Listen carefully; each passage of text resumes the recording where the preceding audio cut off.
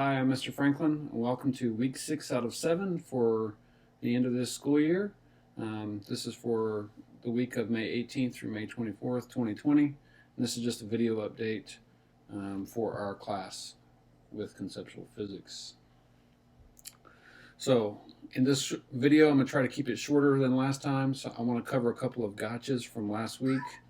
I want to go over what this week is going to entail, talk about a couple of things to pay attention to as you're working through this week, and also let you talk a little bit about week 7 because our end of the class is May 31st and I cannot accept anything after that date. So let's jump into it. The biggest problem, our point of confusion that I saw over last week was people understanding the difference between field lines and equipotential lines. Okay, so these right here are field lines. If you actually drew this as a solid line all the way through connecting these two charges, that would be a field line. And that is showing basically how the charges are linked up through Coulomb's law. Okay. Potential lines, you almost need to think of it like potential energy. It's a little bit different, but it's close enough for this class. It is the potential for there to be a force if I add another charge. Okay, this also gets in, it's called voltage. It has to do with how the push will result. It's quite a bit deeper than that. So this and this are two different things. They're not the same thing. So many of you in one of the simulations, it asked you to draw the field lines, but I got a bunch of drawings on this. Okay, so just make sure you know the difference.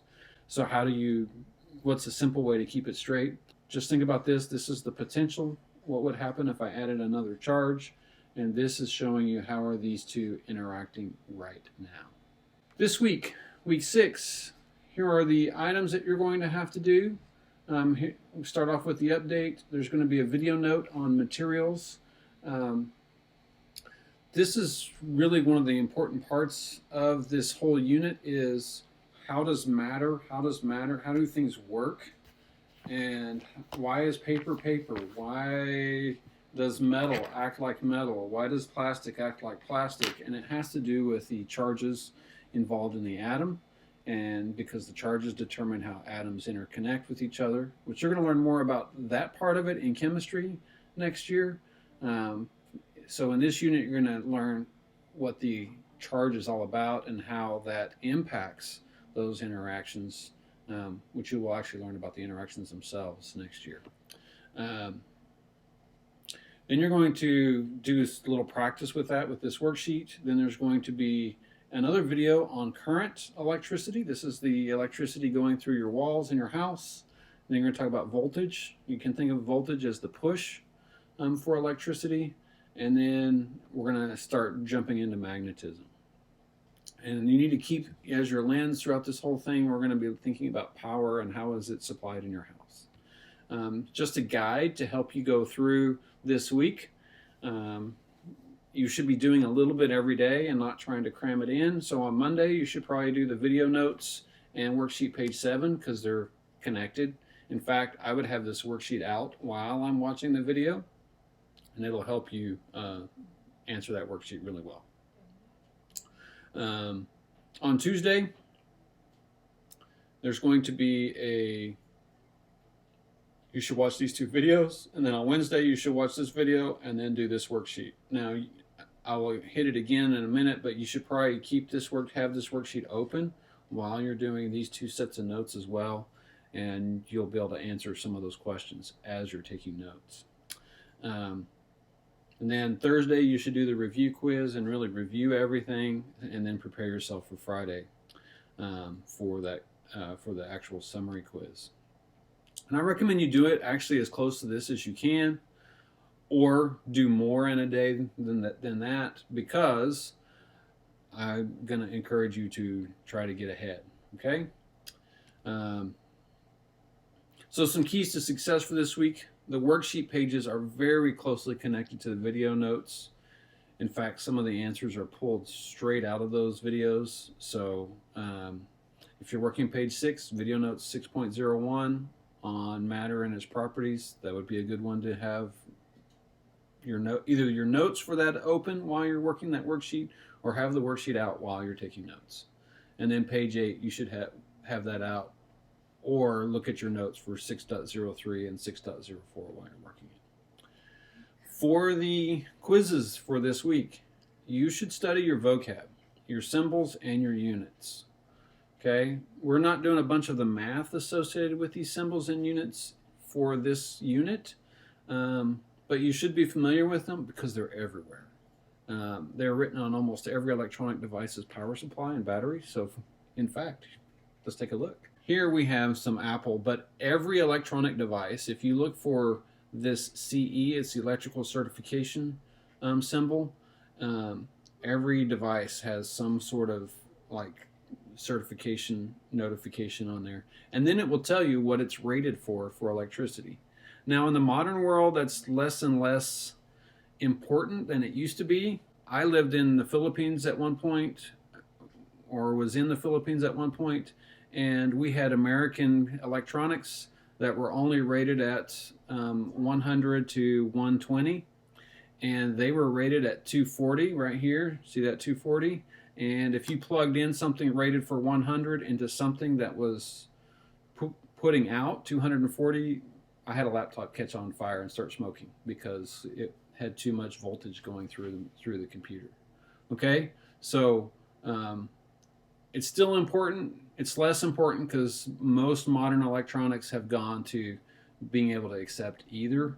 But if you do go overseas, like live in England like I did for 4 years, they only put out 220, and you may have to have a transformer that allows you to run certain equipment in your house.